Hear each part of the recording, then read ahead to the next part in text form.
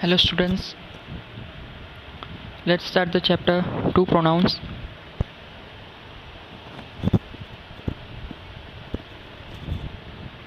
Let's learn pronouns.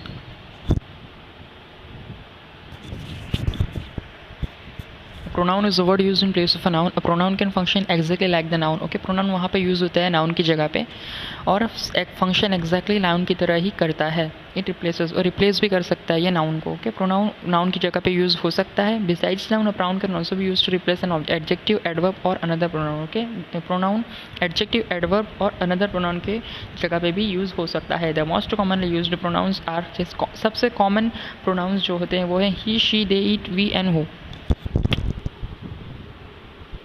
Let's learn kinds of pronouns. Kinds of pronouns: personal, okay, personal, reflexive and emphasizing, indefinite, distributive, demonstrative, interrogative, possessive, relative. Okay, तो ये सारे different kinds of pronouns हैं. Personal pronouns are those associated with the name of certain people, things or groups. Personal pronouns associate होते हैं किसी भी group से, किसी भी ग्रुप्स ऑफ पीपल से और चीज़ों से, थिंग्स से. We use I, you, he, she, it, we, they when a pronoun is subject. Pronoun जब subject होता है तो हम यूज़ करते हैं I, you, he, she, it, we and they. Pronoun जब object होता है तो हम यूज़ करते हैं me, you, him, her, it, us, them. For example, she is a new student. Rahul is participating in the competition with me. Personal pronouns are primarily associated with three persons, so they are classified as personal pronouns. तीन person से related है, पर primarily associated है, मतलब जुड़े हुए हैं तीन लोगों से. कौन से personal pronouns? Okay, so these कौन से associated हैं?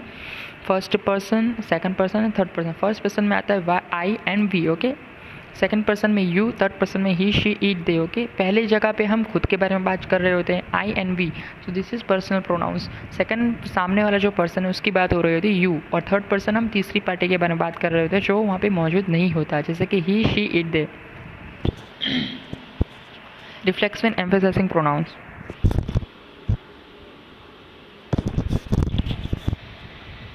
Reflexive pronouns end in self और सेल्व्स. रिफ्लेक्सिव प्रोनाउन एंड होते हैं सेल्फ या सेल्व्स, सेल्फ्स पे. They are used as receivers of actions. वो यूज होते हैं एक्शंस का रिसीव होने पर. And as is direct object of the verb when they refer to the same person as a subject. Emphasizing pronouns are the same as reflexive pronouns. They are used to convey emphasis. For example, examples की मदद से हम आसानी से इसको समझ पाएंगे. How did you hurt yourself. Okay, तुमने अपने आप को तकलीफ कैसे पहुंचाई. सो दिस इज, तुमने अपने आप को, ओके, या कुछ सामने वाला पर्सन अपने ऊपर ही कुछ कर रहा है तो एक्शन कर रहा है, तो इसको हम क्या बोलेंगे, रिफ्लेक्सिव प्रोनाउंस. ओके, सामने वाला पर्सन की बात हो रही है, एक्शन भी उसके बारे में ही बात हो रही है, एक्शन भी वही कर रहा है, बात भी उसके बारे में ही हो रही है, तो ये क्या कहलाएगा, रिफ्लेक्सिव प्रोनाउन कहलाएगा.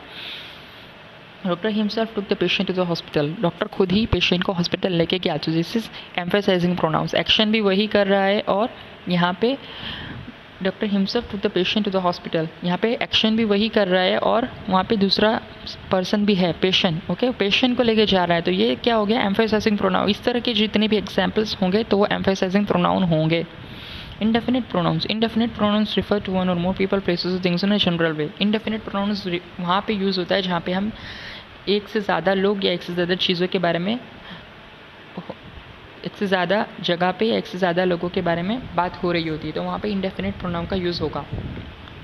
They do not refer to any particular person, object or place. किसी पर्टिकुलर पर्सन या ऑब्जेक्ट के बारे में बात नहीं हो रही होती, वहाँ पे एक से ज़्यादा लोगों के बारे में, एक से ज़्यादा चीज़ों के बारे में या एक से ज़्यादा जगहों के बारे में बात हो रही होती है. ओके, इंडेफिनिट प्रोनाउंस के अंदर. For example, one must remember that pride comes before of all. Everyone was surprised by his untimely appearance. सब के सब हैरान हो गए उसके अनटाइमली अपीयरेंस से, उसके अचानक से एंट्री करने से सबके सब हैरान हो गए. ओके, सो सबके सब यहाँ पे लिखा है एवरीवन. ओके, तो ये इंडेफिनिट प्रोनाउंस हो गया. यहाँ पे किसी पर्टिकुलर पर्सन की बात नहीं हो रही, यहाँ पे सबके बारे में बात हो रही है, तो ये क्या हो गया, इंडेफिनिट प्रोनाउंस हो गया.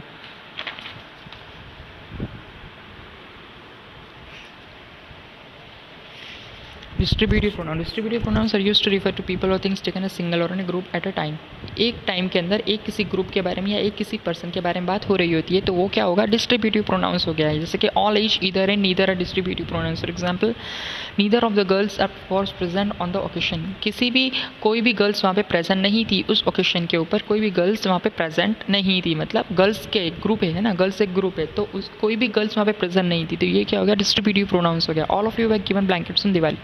सामने कुछ ग्रुप्स हैं तो उनके बारे में ये बोल रहा है, जो पर्सन है जो बोल रहा है कि तुम सब को ब्लैंकेट्स दिए गए थे दिवाली के अंदर, तो तुम सब मतलब सामने कोई ग्रुप है, okay. So this is distributive pronouns. Demonstrative pronouns, demonstrative pronouns are used to point out some specific things within sentences.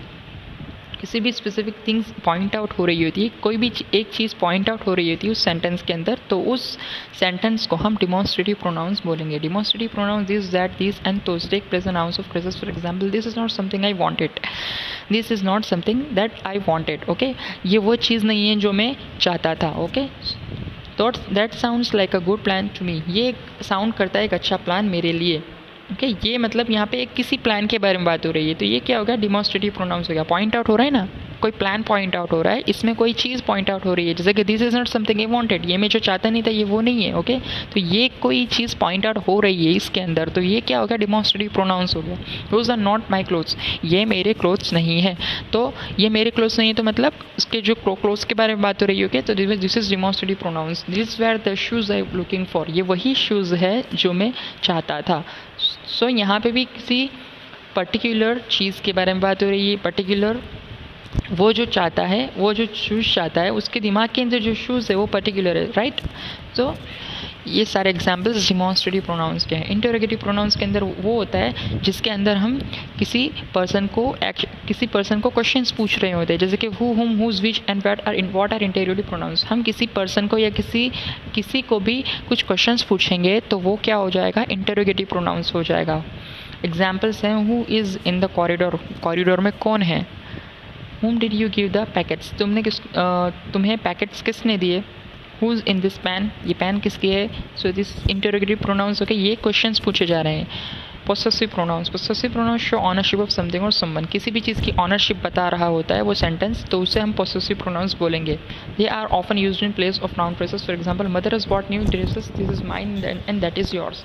Mother ने हमारे लिए न्यू ड्रेसेस खरीदे हैं, ये मेरा है और ये आपका है, ओके। तो यहाँ पे किसी पर्सन की ऑनरशिप दिखाई जा रही है ना, तो ये मदर ऑनर है यहाँ पे, तो मदर ने खरीदे किसने, मदर ने। लेकिन यहाँ पे बात कौन कर रहा है, this is mine and that is your. मेरे और तुम्हारे ड्रेस मम्मी ने खरीदे हैं, तो ये ऑनर कौन कहलाएगा, मम्मी कहलाएगी ना, उन्होंने खरीदे। तो ऑनरशिप बताई जाती है उस सेंटेंस के अंदर, तो उससे हम पोसेसिव प्रोनाउंस बोलेंगे। His drawing is better than hers, उसकी ड्राइंग बेटर है उससे। Relative pronouns refer to nouns mention in the beginning of the sentences के बिगिनिंग के अंदर ही कुछ नाउन्स हमें मेंशन किए जाते हैं, तो हम उसको बोलेंगे relative pronouns. They are used to join phrases और क्लोजेस्ट टू अदर सेंटेंसेस, ये यूज़ होते हैं किसी भी सेंटेंस के बीच में। याद रखना, रिलेटिव प्रोनाउंस कहाँ पे यूज़ होते हैं, किसी भी नाउन या प्रोनाउन के बीच में। इसके एग्जाम्पल्स हैं, whom and who are only used for people, for example.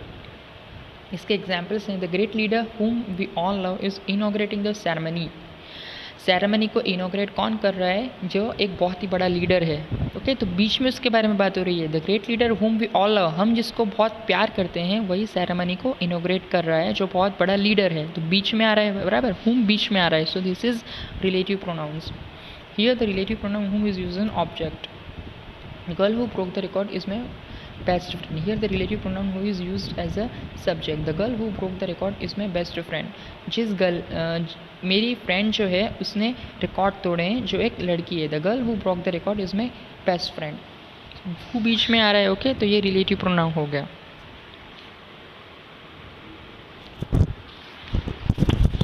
whom is used for people and things, for example। whose is used for people and things, for example, the students whose work was incomplete had to sign a note। The chair whose leg was broken had been bought at a sale, okay। So this is all examples of relative pronouns जो बीच में होते हैं noun और pronoun के बीच में। So all was complete, chapter is finished already। I have given you PDF file of these exercises, okay। So chapter is finished।